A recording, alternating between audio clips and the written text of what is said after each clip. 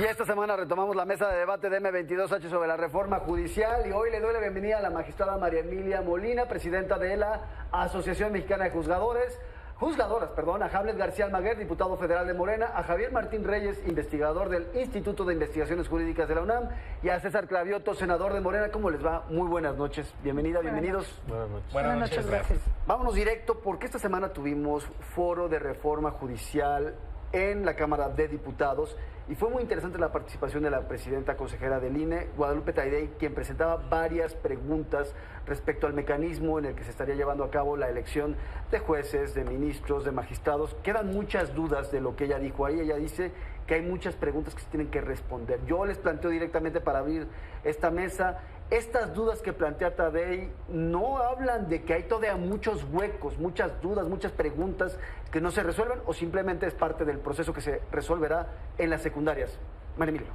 Bueno, yo creo que evidentemente lo que nos planteó la presidenta del INE es una inviabilidad de cómo está planteada la iniciativa, porque simplemente el hecho de que se tengan que poner a voto popular al mismo tiempo todos los candidatos para más de 1,700 personas juzgadoras realmente haría inviable. En México, en la Ciudad de México solamente son más de 400 personas juzgadoras a nivel local, más 380 aproximadamente a nivel federal, 6 candidatos por cada una de las personas juzgadoras, y nos darían 2 tomos de selección amarilla para que votáramos, ¿no? Entonces, y habría que cada una de las personas que van a votar tendrían que estar viendo quién es el candidato mejor para 1,700 lugares, y entonces solo federales más todos los locales. Yo creo que es inviable. César. Bueno, yo creo que vamos a demostrar la mayoría que nos dio el pueblo de México con los votos que nos los viene dando desde el 18, el 21 y ahora el 24, que somos una mayoría que sí escucha, a diferencia de cuando la mayoría la tenía el PRI y el PAN, que hicieron barbaridades con esa mayoría, como subir el IVA, como entregar los recursos naturales de los mexicanos a empresas extranjeras.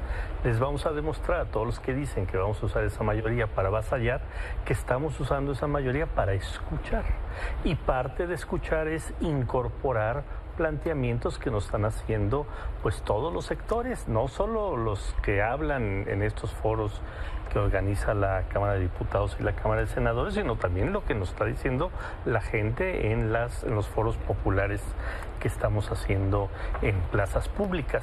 Entonces, por ejemplo, este tema de cómo se va a llevar a cabo la elección, yo creo que va a tener cambios importantes de cómo está la reforma actualmente. Y otros temas fundamentales de la propia reforma tendrá modificaciones. Lo que plantea la presidenta del Instituto Electoral es bastante atendible y se tendrá que hacer un planteamiento de cómo hacer viable la elección.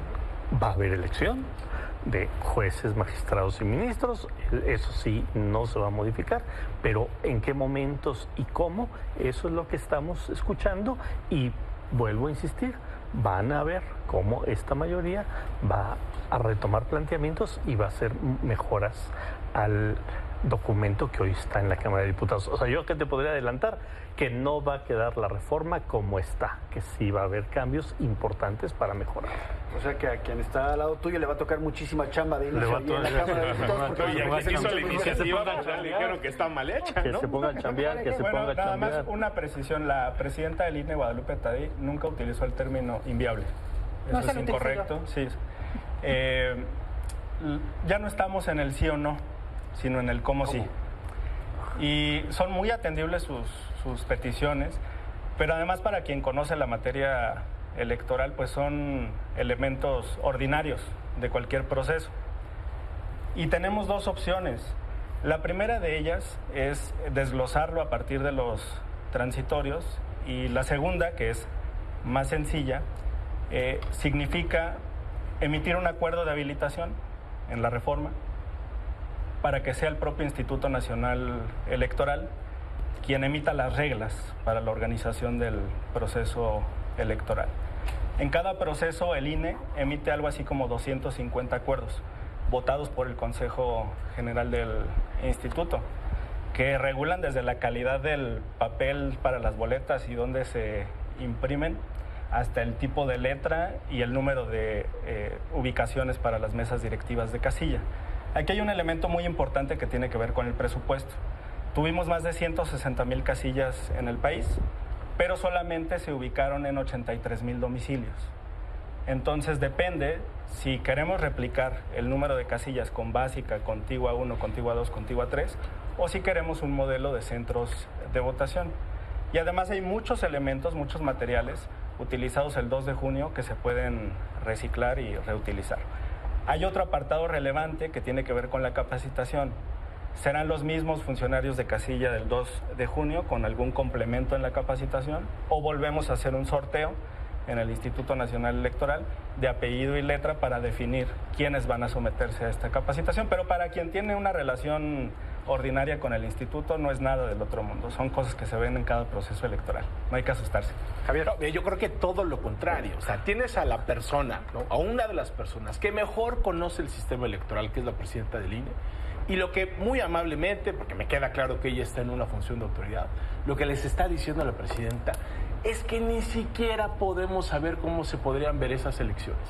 La presidenta no pudo ni siquiera contestar a la pregunta de cuánto va a costar, porque esta es una iniciativa que está mal hecha y que es simple y sencillamente imposible de implementar. No es imposible, nada más en la Ciudad de México estaríamos hablando de más de 2,000 candidaturas si la iniciativa se queda como está. Ya te dijeron que donde las personas ciudadanas tendrían que evaluar a más de 300 candidaturas. Nada más como punto de comparación. En las elecciones de 2024 en la Ciudad de México, la ciudadanía tuvo que evaluar nada más a 24 candidaturas en promedio para 6 puestos. Imagínense ustedes nada más, y lo dijo la presidenta Taddei, el tamaño de las bodegas, el tamaño de los paquetes electorales, qué tipo de papel se va a utilizar.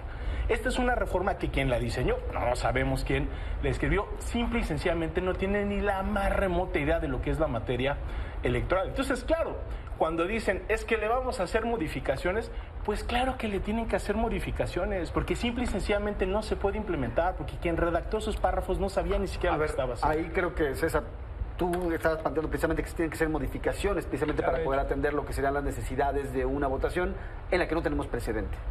Bueno, a mí me da mucha risa luego las críticas a la Cuarta Transformación, porque cuando votamos algo como lo envía el titular del Ejecutivo, dicen solo son unos levantaderos, no discuten. Sin una coma. Y cuando decimos vamos a hacer modificaciones, es que estuvo mal hecho, es que la plana se la enmendaron. Se tiene que hacer viable porque es inviable. El Ejecutivo es de ese tamaño mandó de una propuesta inviable. Y el Legislativo pues, la está discutiendo.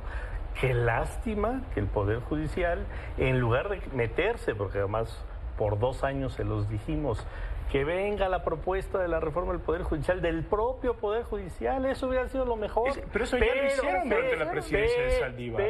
Les pusieron la iniciativa y la votaron. No lo hicieron. Claro, pues claro que sí. Jugaron políticamente. O sea, esa reforma que ustedes votaron no les parece adecuada. A ver, interrupciones. Jugaron a que les iba a ir, que iba a ser distinta el resultado electoral, y se toparon con pared, o sea, con el pueblo de México que dijo, quiero una reforma y no quiero que haya trabas al segundo piso de la transformación. Y en 2 horas están echando para atrás diciendo, bueno, sí le vamos a entrar a ver qué planteamientos hacemos a la reforma. Y qué bueno, nunca es tarde para ello, Por eso yo estoy diciendo, esta mayoría democrática de Morena le va a demostrar a todos los que dicen que somos autoritarios que ese autoritarismo se acabó cuando llegó en el 2018 este proyecto de transformación. María Emilia. A ver, 3 puntos nada más. Primero, quien dijo que no iban a mover nada porque tenían la mayoría fue Morena, no nosotros. Sí, ya cambiaron de posición. Sí, es otra cosa. Pero quien lo dijo, y lo dijeron incluso aquí, y lo dijeron en el primer foro, que eran irreductibles todos los puntos de la reforma. La elección es irreductible. El cómo no, es lo que a se ver, la está elección debatiendo. es otra cosa. No, la elección es irreductible. Bueno, te acabo de decir que no hay que interrumpir, pero en fin. Que hay límites. Y tú los dices. Que cada quien dice el límite. Bueno, en fin. Segundo punto es, el Poder Judicial no tiene facultades constitucionales para hacer iniciativas de ley. Eso hay que aclararlo. La Constitución no permite al Poder Judicial que haya iniciativas de ley. No obstante eso, hubo una reforma que el expresidente Saldívar dijo que él había hecho, que se la propuso al Congreso de la Unión y que se votó en 2021. ¿Sí? O sea, en 2021 comenzó una reforma al Poder Judicial, desde el Poder Judicial, que esta legislatura que está actualmente fue quien la hizo. Que ahora están diciendo que la propia reforma que hicieron no sirvió de nada, es otra cosa. Pero bueno, eso lo hicieron, lo acaban de hacer, apenas está en implementación. Y finalmente yo espero que si se está escuchando a todos para hacer modificaciones, también se escuche lo que acaba de decir la relatora internacional de derechos humanos, perdón, para la independencia judicial de jueces y abogados de la ONU, donde dijo todos los graves efectos que pudiera tener una reforma como la que se está planteando. Yo creo que merece que se tome en cuenta también este tipo de posicionamientos, porque tienen que ver con lo que internacionalmente se ha determinado de independencia judicial, y ojalá también la tomen en cuenta, si no van a ser irreductibles todos los puntos. Hay nada más para contexto de quien nos está viendo, pues en la semana la relatora de independencia judicial, de independencia de jueces y abogados, Margaret Satterwhite, de la ONU, criticó la reforma judicial, y el presidente López Obrador desestimó esa crítica al considerar que básicamente estaba replicando los argumentos de la oposición. Sí, recupero una parte final de la intervención de Guadalupe Tadei, de la presidenta del INE, donde ofreció una mesa de trabajo con la Cámara de Diputados. Va a haber comunicación permanente entre los equipos técnicos del Instituto Nacional Electoral y la Comisión de Puntos Constitucionales. Sin duda, pues vamos a rebotar borradores para tener la opinión del instituto. Y reitero, hay dos opciones: o lo desglosamos en los transitorios, o habilitamos al instituto para que emita todos los acuerdos necesarios para hacer el proceso. O sea, ¿es electoral. realizable? Es muy realizable, claro que sí. ¿Cómo y lo van a hacer realizable, en términos Javier? económicos, ¿Cómo lo van a hacer realizable? Ya te dije, si quieres abordamos punto por punto. O sea, en general, primer nada aspecto, más, ¿cómo van a solucionar el número de candidaturas? Esto no es general. El número de candidaturas. El país no es la Ciudad de México. ¿Cuántos candidatos va a haber en Colima? Nada más. ¿Y en Aguascalientes cuántos? Bueno, por eso, en la Ciudad de México, ¿cómo se va a ver esa el elección? chilangocentrismo. El Por país eso, son pero si no 32 puedes entidades explicar federativas. una entidad federativa, menos vas a poder explicar Te voy a el comentar país. cómo se eligen a los jueces en Chicago. Y mira nada más el nivel de irresponsabilidad. No hay responsabilidad. Como no tienen una solución. Claro que sí. Y como no saben cómo puede ser viable. Claro que sí le puede ser están viable. echando la pelotita. Te voy a decir algunos entonces, aspectos. no lo es echar definimos pelotita. ni en el texto de la Constitución. No es echar la pelota. No lo definimos en los no es echar artículos la pelota. transitorios. No es echar la No lo pelota. definimos en las leyes secundarias. Ustedes No es son echar los la que pelota. van a votar ¿Cuál ley esa secundaria si es iniciativa. una reforma constitucional? Ustedes, pero tampoco lo quieren delegar a la ley secundaria. A ver. Se lo quieren delegar, tú no lo acabas de decir. Yo dije que hay dos opciones. La pelotita. Hay dos opciones. Y esa historia no es echar ya la pelota. vimos. No, es en la echar revocación pelota. de mandato y en la consulta popular le echaron la pelotita al INE. No le dieron ni siquiera los estamos echando recursos la pelota a necesarios. nadie. Qué bueno le que aterrizas en los le dieron recursos. una pésima, pero una pésima ley Qué bueno que secundaria. aterrizas y en luego los se recursos. quejaron de que el INE no estamos hablando de la ley. Ese es el tamaño de la Ya nos vamos a quedar sin irresponsabilidad, tiempo. realmente. Sí. Tenemos un minuto para cerrar en conclusiones cada quien, por favor. Sí, Jaime, a ver, ¿terminabas? Se cierran y lo primero que dije sobre el número de casillas. El número de casillas, ¿cómo? Vamos a las 160,000. ¿Cómo vas a resolver el número de candidaturas? ¿Me vas a dar mi minuto? Por favor, Jaime. Lo primero que dije en esta mesa fue, ¿vamos por las 160,000 casillas o vamos por 83,000 centros de ¿Por cuáles votación? van? Yo soy de la opinión de ir por los 83,000 ¿Y el número de votación. candidaturas? Ya te dije, puede ser por entidad federativa, define puede el ser INE? por circuito. Y además, yo quiero que la audiencia pueda ver, si tiene oportunidad y le interesa el tema, la participación de Ernestina Godoy, la próxima consejera jurídica de la presidencia, en el Foro de Puebla, donde dijo que esto puede ser gradual y que puede ir hasta 2027. Ese es un símbolo de que hay voluntad de modificar el contenido de esta reforma. Claro que hay muchos detalles, pero para quienes estamos acostumbrados a la interacción con el INE no es nada del otro mundo. Estamos en la representación por Morena en el Instituto Nacional Electoral y ya te dije, más de 250 acuerdos se dictan cada año. Claro que sí, y te voy a decir, en Chicago, por ejemplo, los jueces se eligen por subcircuitos, no por circuito. Y tienen jurisdicción en todo el condado. Entonces van a cambiar toda la organización del Poder Judicial. Es que no viste la presentación de Guadalupe Tadei. Ahora ya nos vamos al cierre porque realmente ya no estamos acabando el tiempo de la Sí. mesa. Como pueden ver, hay muchísimas cosas que tenemos que platicar y discutir, pero bueno, voy a los cierres ya de comentarios. Tengo que ir contigo, César. Bueno, decirle a esta relatora y sobre todo a la ciudadanía que es una más de las mentiras. Nada más voy a dar datos. Del 95 al 2000, cuando Cedillo gobernaba, hubo 0 sentencias que invalidaban leyes. Con Fox hubo 3, con Calderón 7, con Peña Nieto 20 y con el presidente López Obrador en este sexenio 78. O sea, ¿de qué estamos hablando? O sea, quienes controlaban el Poder Judicial en épocas del PRI y el PAN, pues está aquí claro, donde más independencia ha habido del Poder Judicial ha sido en este sexenio. Pero bueno, quienes andan muy nerviosos porque va a haber una reforma al Poder Judicial, yo les diría, tranquilícense, va a haber una reforma al Poder Judicial porque es un mandato popular. Qué lástima que hay abogados que no entienden que los mandatos populares son lo más importante para cualquier nación y para cualquier pueblo. Siguen sin entenderlo. Hay abogados que creen que se cuecen aparte y que están por encima del pueblo. Bueno, pues el pueblo y la mayoría pues, les está diciendo no hay poder más importante que el poder del pueblo. Entonces, mejor que se relajen, mejor que hagan propuestas, mejor que discutan con razones e involucraremos y incorporaremos sus propuestas viables para mejorar esta reforma.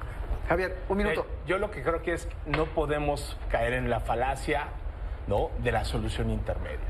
No podemos optar entre una pésima solución y una muy mala solución. No podemos optar en una destrucción total y una destrucción que es parcial pero al mismo tiempo brutal. Creo que si realmente estuvieran dispuestos a escuchar las voces críticas que se han hecho desde la ONU, desde las universidades, desde la UNAM, desde muchísimas voces de las barras de abogados que les están diciendo esta es una mala iniciativa, no es viable y atenta contra la independencia judicial, lo que tendrían que hacer, si realmente escucharan razones, es tomar esa iniciativa, tirarla a la basura y construir una propuesta que realmente mejore el sistema de justicia, pasando por las fiscalías, pasando por las policías, pasando por los poderes judiciales locales. Porque lo que no puede ningún mandato popular es desconocer la realidad. Y la realidad es que esta es una iniciativa lo que no puede ningún mandato popular. María Emilia, cierro contigo.